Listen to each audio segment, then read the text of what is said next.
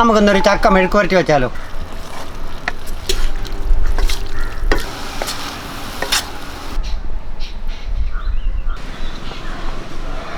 നമുക്കിതൊന്ന് മുറിച്ചെടുക്കാം. ചക്ക മെഴുക്കുവരട്ടിക്ക് വേണ്ടി ഞാൻ ഇവിടെ കുറച്ച് ചക്ക കുരു കളയാതെ അരിഞ്ഞെടുത്തിട്ടുണ്ട്. അത് നമുക്ക് ഒന്ന് വേവിച്ചെടുക്കാം. ഇതുപോലെയാണ് ഞാൻ അരിഞ്ഞെടുത്തിട്ടുള്ളത്. നമുക്കിതിലേക്ക് ഇട്ട് കൊടുക്കാം. 1/4 ടീസ്പൂണ് മഞ്ഞൾപ്പൊടി ഇട്ട് കൊടുക്കാം. ആവശ്യത്തിനുള്ള ഉപ്പ് കൂടി ഇടാം. അതിനുള്ള ആവശ്യത്തിനുള്ള വെള്ളം ഒഴിച്ച് കൊടുക്കാം. ഇതൊന്ന് ഇളക്കി അടച്ചു വെച്ച് വേവിക്കാം.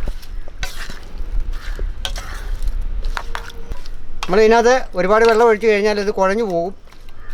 അതുകൊണ്ട് നമുക്ക് വെള്ളം കുറച്ച് മതി. ഇനി അടച്ചു വെച്ചാൽ ആവിയോടെ കൊണ്ട് വെന്ത് കിട്ടും. നമുക്കിത് അടച്ചു വെക്കാം.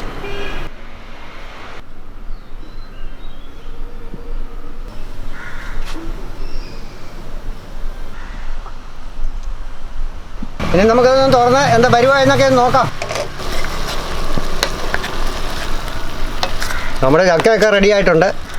കുഴഞ്ഞിട്ടും ഒന്നുമില്ല. ഇനി നമുക്കിതൊന്ന് താത്ത് വെച്ചിട്ട് ഇതിലേക്ക് ഉള്ളിയൊക്കെ ഒന്ന് താളിച്ചിടാം. നമുക്ക് കുറച്ച് വെളിച്ചെണ്ണ ഒഴിച്ച് കൊടുക്കാം. ഇതിലേക്ക് കുറച്ച് ചുമന്നുള്ളി ചതച്ചതും ഒരു 5-6 അല്ലി വെളുത്തുള്ളി ചതച്ചതും കൂടി ഇതിലേക്ക് ഇട്ട് കൊടുക്കാം.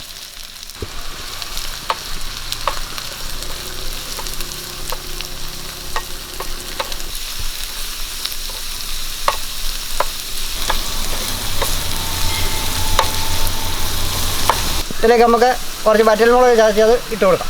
1/2 സ്പൂണ് മുളക് പൊടി.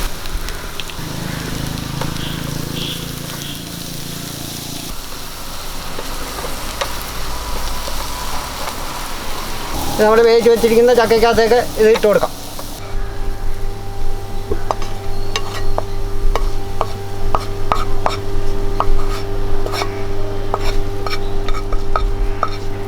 കുറച്ച് കരിയാപ്പില ഇട്ട് കൊടുക്കും.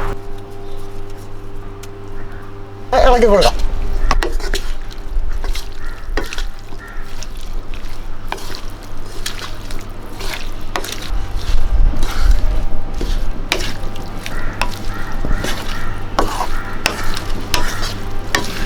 നമുക്കിതൊന്ന് ഒന്നുകൂടെ ഒന്ന് അടുപ്പിലോട്ട് വെച്ച് കൊടുക്കാം.